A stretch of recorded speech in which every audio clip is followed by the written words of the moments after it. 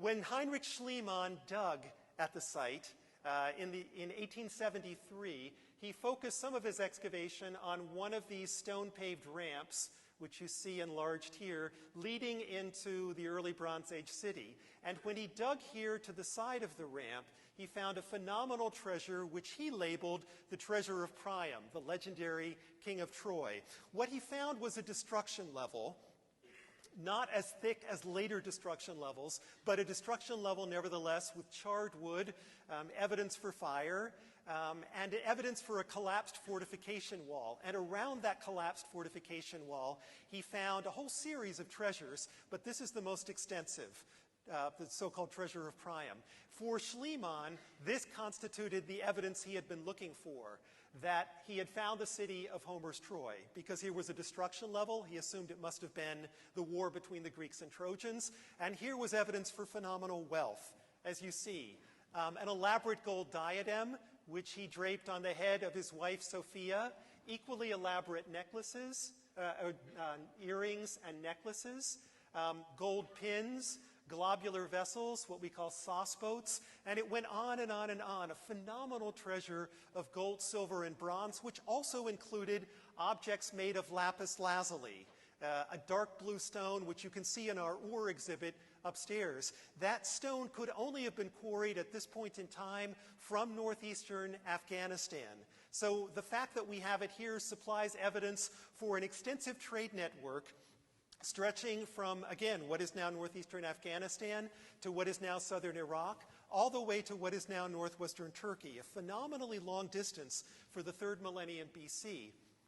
This, in fact, proves only that Troy was a phenomenally wealthy city in the mid-3rd millennium, because we have evidence for wealth of an equal level at Ur in southern Iraq, and again, you have it upstairs to see, and at a variety of sites in Turkey between Troy and Ur. It was a period of conspicuous consumption. If you even went to the Greek island of Lemnos, to the site of Polyokni, you would have seen the same phenomenal treasures of gold, silver, and bronze.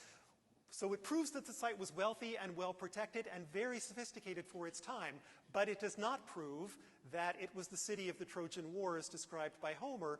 It's about 1,000 years too early for a period that would have involved conflict between the Greeks and the Trojans, as Schliemann realized toward the end of his life.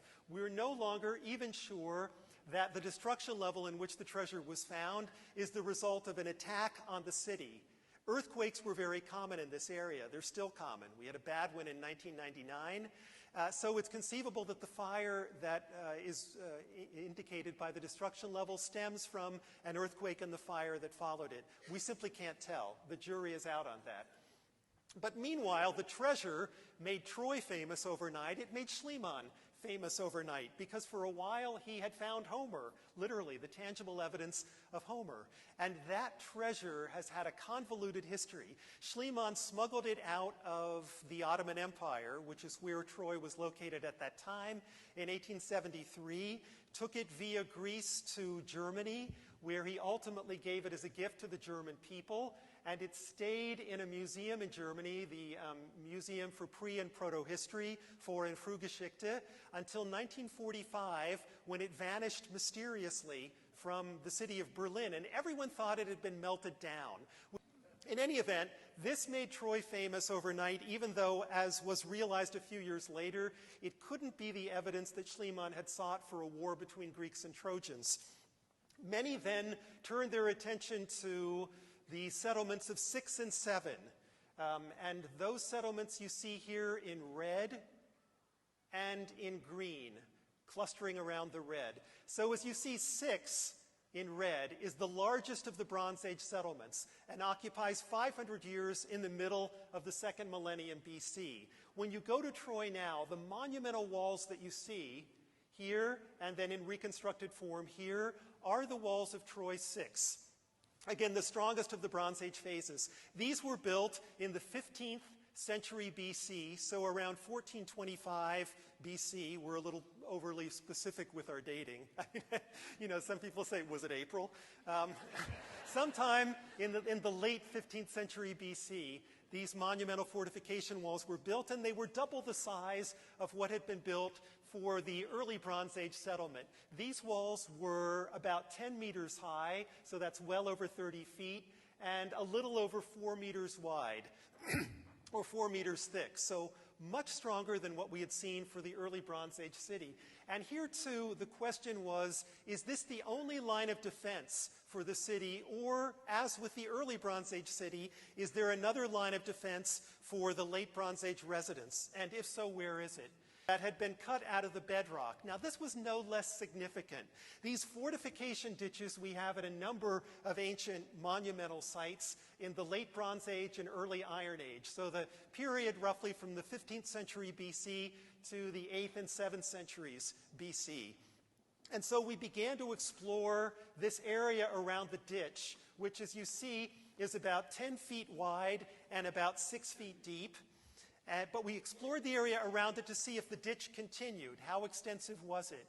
And so you see here in the black all of the areas where we did test trenching, and we were able to find the ditch in all of those areas. So we've been able to reconstruct the path of the ditch, going all the way around the lower city, and then probably joining up to the fortification walls that were built around the most important buildings of the main citadel of Troy. And within this area, we found evidence for several gates, one of which you see here. You see it as we excavated it.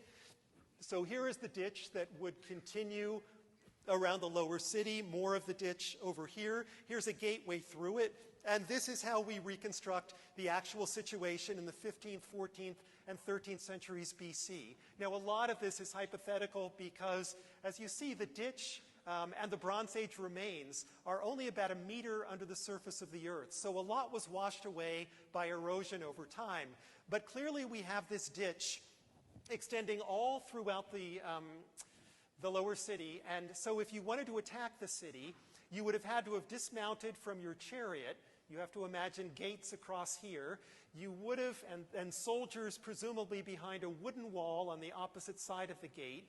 So dismounting from your chariot, getting over this wall, all the while the Trojans are shooting arrows at you. You then had to run 400 meters, and then you faced this wall that was 35 feet high, made of limestone, and only the very top was made of mud brick. You had to get over that too, and if you did all of those things, you could sack the city. So what this meant was that just as with the early Bronze Age, we had evidence for two lines of defense in the late Bronze Age settlement. And the notion of a defensive ditch got a lot of people very excited because we find it in the Iliad. There are two passages in Iliad 7, the seventh book of the Iliad, where Homer is describing the defensive ditch around the Greek camp that had been built some distance from the citadel of Troy as they were preparing to attack it. And so you can see that we must dig a deep ditch encircling the Greek camp so as to keep off the people and their horses, their people and their horses, the Trojans. And then again, on the opposite side of the settlement, they dug a deep ditch, making it great and wide and fixing sharp stakes inside it. Now, that doesn't mean that the ditch we found was one that was seen by Homer, and then he put it in the Iliad. This kind of defensive component is common in late Bronze Age and early Iron Age cities, although we had never found any trace of it before at Troy. And this also touches on a difficult issue that has befallen all archaeologists who have worked at Troy. Our critics continually say they use the Iliad as a guidebook for archaeology, which we do not. We try to be very careful about the Iliad, which is a story filled with gods and heroes and love and hate and romance and jealousy, etc. It's not a Polaroid photograph of what existed at Troy in any time between the 15th and the 8th century BC, when the Iliad was actually written down. But we do find correspondences between the Iliad and the archaeology of Troy, as I'll point out again in a few minutes.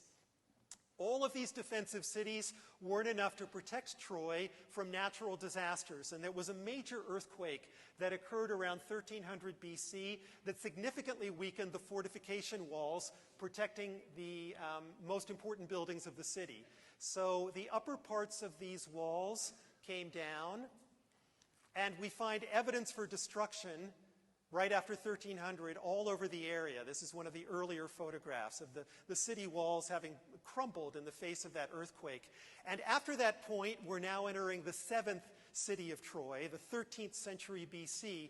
They repair the walls, but clearly they were concerned about their security. So we find all of the residents who had lived outside the citadel walls moving up within the protection of the citadel. So they're abandoning their homes outside the fortifications and building new homes in the streets and the alleys of the citadel. Some of the new buildings had party walls. In other words, they used every square inch of space on the citadel that they possibly could for housing. So great did the population become, so great was the fear for security. And you can see how extensive their containers for food provisions were. This is one of the houses. This is the floor of one of the houses. And you see the mouths of enormous storage vessels, which look like this. We call them pithoi. And so if we were to dig around these, this is what you would find. So enormous storage vessels that contain great quantities of food so that people didn't have to leave the protection of the citadel any more often than was necessary. Cisterns were also put in place. Wells were dug so that, again, people had access to water without having to leave the protection of the fortified area. But this too didn't protect them forever. We have evidence for a major destruction, and this one was an attack in the early 12th century BC. We would put it around 1180 BC. And our best evidence for it is on the southwest side of the mound in an area that we call the West Sanctuary, where I've spent about 15 years digging this. And in the Bronze Age levels of the early 12th century BC, we have several piles of sling stones, burned arrowheads, and a destruction level with burned wood and charcoal that in some cases is about 5 feet high. Only occasionally do we find human bones, and we've never found the cemetery that goes with this destruction level. Now, who was it who was attacking the city? That we can't say. There's nothing about, the sling stones are stones. They could be used by anybody. There's nothing about the style of the arrowheads. There's nothing that we have in the destruction level that points to the identity of the attackers. In fact, we know that in the late Bronze Age at Troy, the residents of the city had thrown out their ruler, a man named Walmu. He had been thrown out by the people of the city, and the great king of the Hittites, the kingdom in central Turkey, about which I'm going to speak in a minute, tried to get Walmu reinstalled on the throne of Troy. So in other words, there was civil unrest. It was a little Arab Spring, in the late 13th century BC. And so it's not impossible that this is a civil war for which we have evidence. It's conceivable that some of this destruction has been called by a group called the Sea Peoples, a motley crew of people from a wide variety of places, probably in Italy and in Greece and all over the Aegean and the Eastern Mediterranean, who sacked a lot of cities around this time. So you think of the major palaces in Greece: Mycenae, Tiryns, Pylos, all sacked.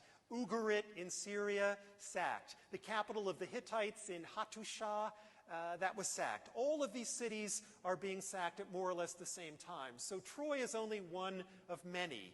Was it the Sea Peoples? Was it civil unrest? Was it both? Attacked by the Sea Peoples after civil unrest had weakened the city? We simply don't know. Were there Greeks who were among the invaders? That's not impossible, but there's nothing in the archaeological record that would enable us to say so.